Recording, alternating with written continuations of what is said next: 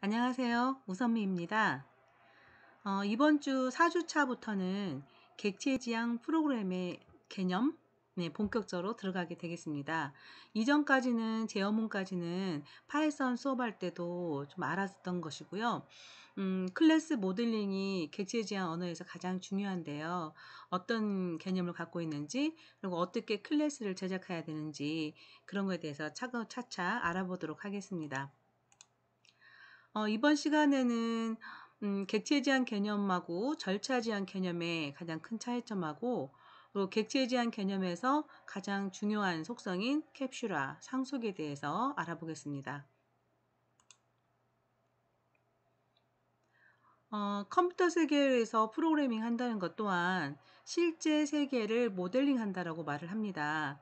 즉, 실세계에 있는 모든 것들 중에서 어떤 필요에 의해서 생성된 도메인이라고 합니다. 전공 분야에서 또는 그 분야에 다루는 분야에서 필요한 데이터들만 시스템으로 옮겨 놓는 작업들. 그게 모델링인데요.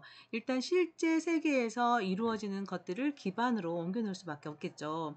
근데 이걸 옮겨 놓고 표현하고 사용함에 있어서 아키텍처러가 하는 것이 있는데 그 중에서 객체 지향 개념이라는 것은 모든 실세계에 있는 것들을 객체 단위로 보는 것이고 이 객체들은 각각의 정보를 저장할 수 있고 기능을 가지고 있으면서 객체들 간의 통신이 가능하다. 이게 기본 개념으로 보시면 되겠습니다.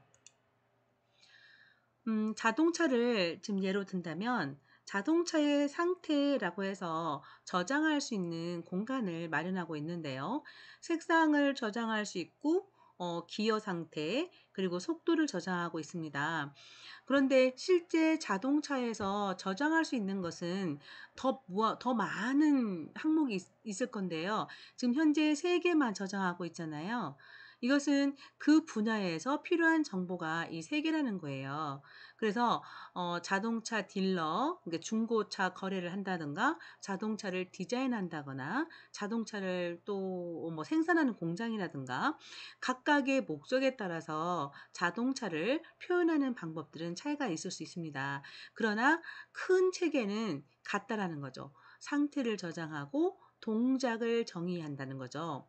그래서 이 상태를 저장하는 것을 변수라는 공간에 저장을 하고 이것을 멤버 변수라고 말하기도 하고요. 필드라고도 해요. 그리고 동작이라는 것은 그 분야에서 다루고 있는 기능일 수도 있고 그 분야에서 다루고 있는 계산일 수도 있어요.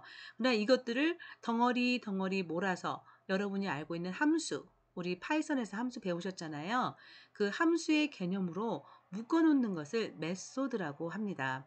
그리고 이 상태와 메소드를 함께 묶어서 클래스 또는 객체 이렇게 가지고 다닌다는 거예요. 그게 바로 객체에 대한 개념의 기본이 되겠습니다. 텔레비전 같은 경우는 텔레비전의 상태를 저장할 수 있는 항목이 채널 번호, 뭐 볼륨, 그리고 전원이 꺼져 있는지 켜져 있는지 이런 상태를 저장할 수 있고 뭐 켰다, 꺼졌다, 그리고 채널을 변경한다, 볼륨을 변경한다 이걸 기능 정의로 했을 때 이 두 가지를 몰아서 TV라는 객체를 이제 설명할 수 있다는 겁니다. C 언어를 가지고 이게 학생들 공부할 때 C 언어를 가지고 제어 공부를 많이 시키는데요. C 언어가 절차 지향 프로그래밍의 가장 대표적인 언어라고 볼 수 있습니다. 절차 지향 언어에서 가장 중요시하는 것은 로직입니다. 어떻게 하면 이 솔루션을 풀어가기 위해서 기능을 나열했을 때 그 기능을 호출하는 순서, 이게 가장 중요하게 되는 거고 객체 지향 프로그래밍에서의 가장 중요한 것은 객체 자체입니다. 그래서 객체 모델링을 제대로 했냐에 따라서 객체 지향 언어의 솔루션은 성공했다, 실패했다가 좌우됩니다. 지금 그림을 보게 되면 왼쪽에는 지금 모듈들 간에 순서가 있잖아요. 지금 하향 기반으로 지금 개발하고 있는 상태인 것 같은데 함수는 기능을 뜻해요. 그래서 이 기능들 간의 호출 관계, 이게 절차 지향에서는 굉장히 중요합니다. 로직이죠. 그러나 오른쪽처럼 지금 동그랗게 생긴 표현을 객체라고 하고 있는데 동그랗게 생긴 표현들이 각각 데이터도 각각 가지고 있죠. 그리고 기능을 함수를 각각 1, 2, 3 갖고 있는데 그 객체, 해당된 객체마다의 기능을 가지고 있는 거예요. 그리고 동그랗게 뭔가 막아져 있고 화살표를 통해서 주고받는 거죠. 데이터가 어떤 그 화살표를 보면 어떤 객체의 출력이 또 다른 객체의 입력이 될 수도 있다는 거고요. 서로 호출할 수도 있다는 걸 뜻해요. 그래서 이렇게 덩어리 분리돼서 이게 분리가 된 거예요. 분리돼서 각각의 기능을 객체 안에 넣고 다니는 거. 그리고 묶어서 밖에서는 안에 어떤 기능인지 자세히 코드는 볼 수 없지만 함수 1을 호출하면 A 기능이 있을 것이고 함수 B를 호출하면 B 기능이 발생할 수 있을 것이다는 밖에서는 알 수 있어요. 알고 호출해서 쓰는 거죠. 이런 개념들을 캡슐화라고 합니다. 그래서 객체에 대한 개념의 가장 큰 개념을 보면 캡슐화, 상속의 어떤 작은 의미로서 또는 상속에 구현되는 어떤 특성으로서 다형성이 들 수가 있습니다. 그러면 캡슐하고 상속, 더 크게 본다면 이 두 가지로 객체에 대한 개념을 한마디 이렇게 두 가지로 말할 수가 있는 거죠. 지금 화면에 우리가 먹는 알약, 캡슐로 된 약이 나오는데요. 이 캡슐이 적절한 예인 것 같아요. 보면 약을 보면 이걸 먹으면 해열제 같은 경우는 열이 내릴 것이고 염증 치료제 같으면 염증을 낫게 해줄 것이고 이렇게 기능은 알고 있으나 그 안에 가루로 되어 있는지 가루가 크기가 얼마큼인지 얼마의 양이 들어있는지 쓴맛인지 단맛인지 각각의 모든 상세한 것은 알 수가 없죠. 그래서 이렇게 코드를 만들 때 그 기능 밖에서 기능은 알고 기능을 갖다 쓸 수 있으나 그 기능 안에 들어있는 요소들 기능을 꾸미고 있는 코드 그 자체는 손을 못 대게 해 놓는 거. 이게 바로 캡슐화 개념이라고 합니다. 상속이라는 것은 실세계에서 부모의 재산을 자식이 상속받았다라고 말할 때 그 상속 단어가 맞습니다. 그래서 코드에서 똑같은 비슷한 아주 똑같진 않지만 유사한 것들은 유사한 기능을 가질 수가 있잖아요. 그래서 그 유사한 기능을 가질 수 있는 것들을 객체들을 몰아서 유사 기능만 따로 빼는 거죠. 그리고 그걸 부모 클래스로 잡고 상세하게 아래로 내려갈수록 필요한 기능들을 추가로 코딩하는 거예요. 그래서 중복 코드를 최소화할 수 있는 방법이 되겠습니다. 다형성은 상속을 하다 보니 동물들은 짖는다. 이게 동물들의 특성이라고 했을 때 강아지는 멍멍멍이라고 짖고 고양이는 야옹야옹이라고 짖는다.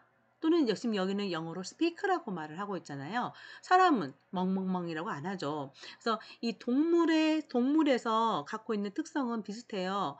숨을 쉬고 새끼를 낳고 이런 것들은 전부 특성이 유사한데 밑으로 내려가면서 세분화될수록 자세한 기능들이 달라지는 거죠. 여기서 말한 기능들이란 것은 함수라고 했잖아요. 그러면 함수 안에는 어떤 코드가 있을 거예요. 기능을 수행하는 코드.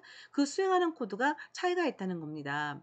지금 여기 고양이 또 강아지로 말을 했지만 여기 보면 쉐입도 마찬가지예요. 동그라미 면적 구하는 것과 그다음에 삼각형 면적 구하는 것은 그 계산 방식이 다르잖아요. 근데 쉐입에서는 면적을 구할 수 있는 기능 그거는 같이 갖고 있는 거거든요.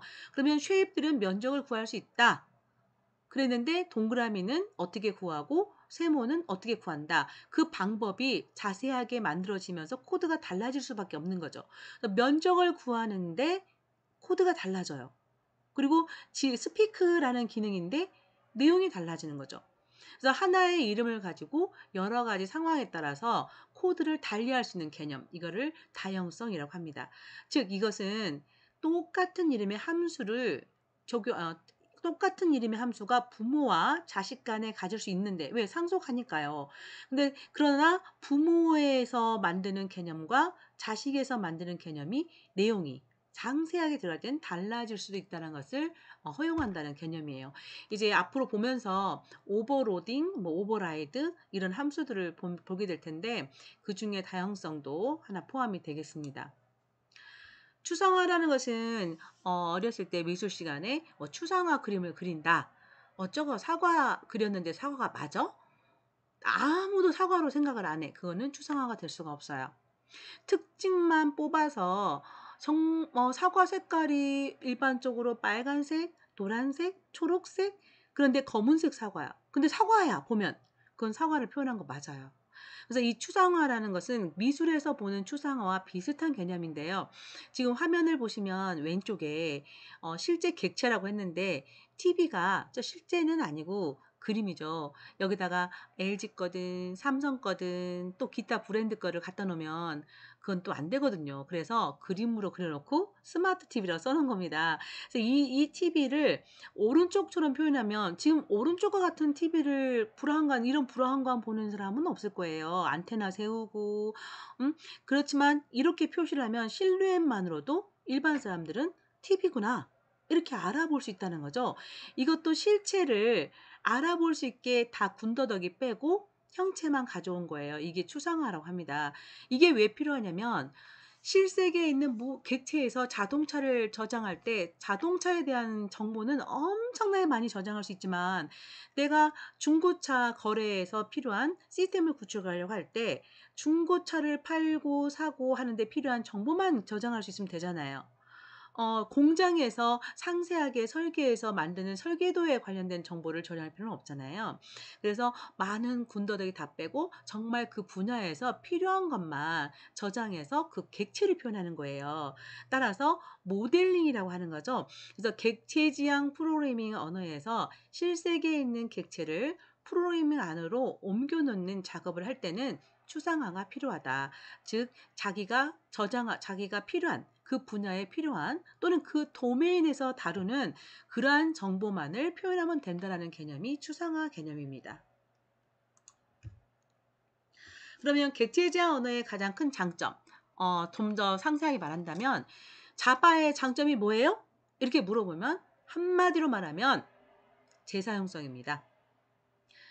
여기서 뭐 신뢰성 있고 디버깅이 쉽고 이것들은 언어마다 외치고 있는 것이고요. 재사용성이 자바의 가장 큰 장점인데 그만큼 캡슐화를 완벽하게 구현해야지만 이 재사용성이 장점으로서 부각될 수 있어요. 그래서 어떤 시스템을 만드는데 예전에 있던 그 객체를 디자인할 필요가 있으면 플러그인 이렇게 꼽듯이 플러그 꼽듯이 그 객체만 폭 가져와서 사용을 했을 때 수정을 최소화할 수 있으면서 코드를 분석하지 않고도 바로 기능만 보고도 갖다 쓸 수 있을 때 그때는 완벽한 재사용이 되는 건데요. 이 재사용을 많이 할 수 있게 도와주는 개념, 이게 객체에 대한 개념이라고 할 수 있겠습니다. 그래서 이번 시간에는 객체 지향 프로그래밍에 들어가기 앞서서 객체 지향 개념이 뭔지 아주 간단히 좀 살펴봤습니다. 그럼 다음 시간부터 클래스 객체에 본격적으로 들어가 보도록 하겠습니다. 고맙습니다.